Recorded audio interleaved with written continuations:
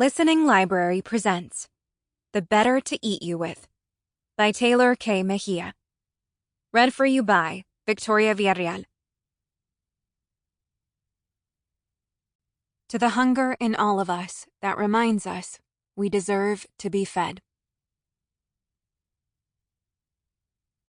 1. As Evan Rio watched the city disappear through the car window, her stomach growled. Her parents couldn't hear the angry sound over the radio, and besides, they were more focused on each other than her. On the whispered bickering they pretended they were hiding from her, even though they were only a few feet away. "That was the turn," her mother hissed to her father. "I'm not an idiot. It's faster to approach from town," he replied, his hands gripping the wheel tightly in a way Evan knew spelled trouble. "But the drive past the lake is a tradition," her mom said, hurt breaking momentarily through her irritation. "We're not even staying, Moira. I think tradition is off the table." Evan lowered her window. The mountain air whipped across her face. The white noise drowned out the low voices and the contempt in them. It had been like this all year, she reflected, ever since they'd gotten home from the lake last August. The open window seemed to remind her parents she was there, trapped on this tense, tiny planet with them. "You hungry, kiddo?" her dad asked. "I have trail mix and granola bars." "She's fine," her mom answered before she could. "Sue and Jeremiah always make a big dinner. We wouldn't want to spoil her appetite." Evan's stomach growled again. This time the feeling was sharp, pointed, like a physical presence. It took up all the space her fear and sadness could have settled in. She wrapped her arms around herself as if she could hold it close, a teddy bear with teeth. "I asked Evan," her father said pointedly. "What do you say, kid?" "I'm fine," Evan said, echoing her mother. "Maybe we could hit the diner in town," her dad said in a too loud, too friendly voice. "I remember how much you love their waffle fries, sport." He didn't care if she liked waffle fries.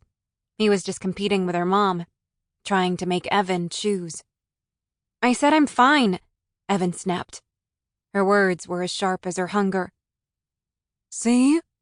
her mom said to her dad. The resulting stormy silence lasted all the way into the little lakeside resort town of Sonrisa. Evan mapped the tense ridges of her parents' shoulders from behind. There was a time when they would have held hands, sung along to the radio, insisted on stopping for cheesy family photos at every scenic viewpoint. They didn't even feel like a family anymore. And Evan was getting dropped off with Billie's parents. Her dad had made up some excuse about being busy at work, but Evan knew the truth. Her folks could barely stand to be in the same house together, let alone a little cabin. Evan wrapped her arms tighter around herself.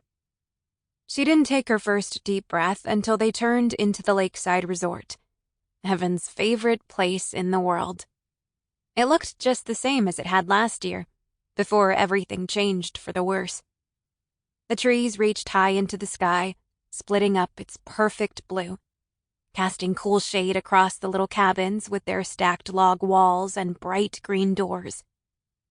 All the best days of Evan's life had been spent here, romping through the woods in cut-off shorts, diving into the lake when the heat of summer got to be too much, counting stars on the dock with her two best friends in the world.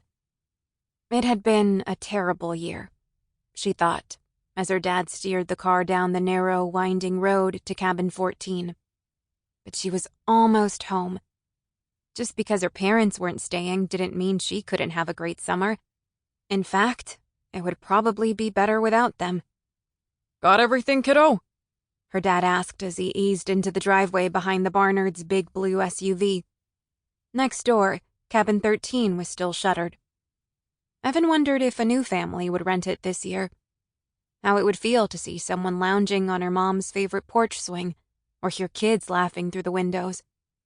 Evan didn't answer her dad. She saw his eyes dart to cabin 13 too, but she couldn't tell how he was feeling. She could never tell. Anyway, her backpack was in her lap, zipped with a pillow on top. She was ready to get out of this car the moment the wheels stopped turning. The driveway's gravel crunched under her feet as she opened the back of the car. Her worn, star-covered duffel bag was there, the same one she packed every summer. Her knees felt a little weak as she hoisted it over her shoulder. She hadn't eaten since lunch yesterday. Just a few bites when her vision started to swim.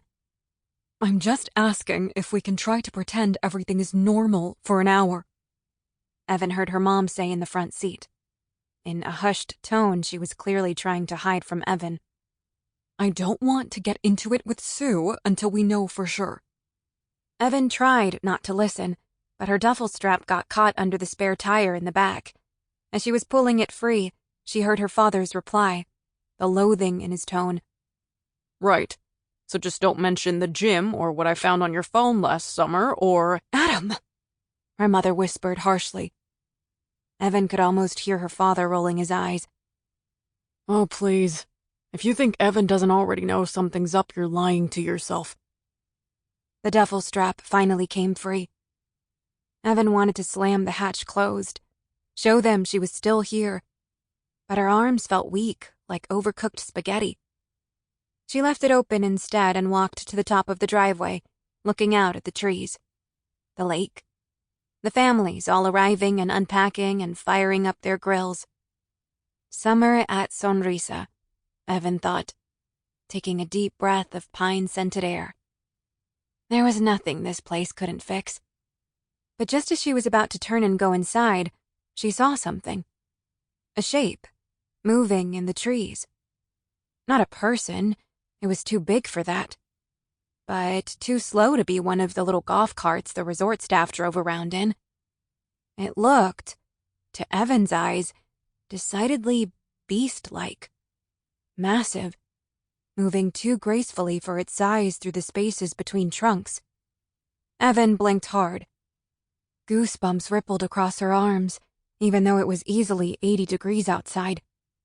When she looked back again, the shape was gone. Had it just been her imagination? Evan wondered. Wrapped up in her thoughts, she tripped on the strap of her bag and fell backward onto the gravel. Evan! Her dad called, running up the driveway. Are you okay? For a second, everything was like it was. Her dad kneeling beside her, tall and broad-shouldered and capable, ready to make anything upsetting Evan go away, or at least make it easier to bear. I thought I saw, she began. But the time when she could talk to her dad about all her stupid little kid fears was gone. He would be leaving soon, and she needed to get used to being without him. She expected her dad to press her about what she'd seen, but he was already glancing over his shoulder to where her mom was knocking on the Barnard's door. His shoulders went rigid again. His gaze drifted back to cabin 13, and he only returned his attention to Evan with considerable effort. Getting clumsy in your old age, huh? He asked with a forced chuckle.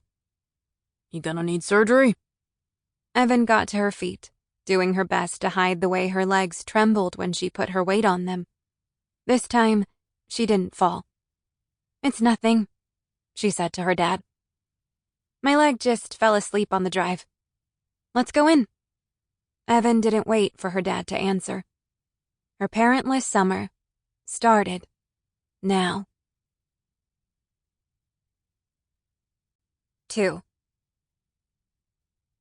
Evan had barely stepped inside before a tall, lanky, screeching creature attached itself to her.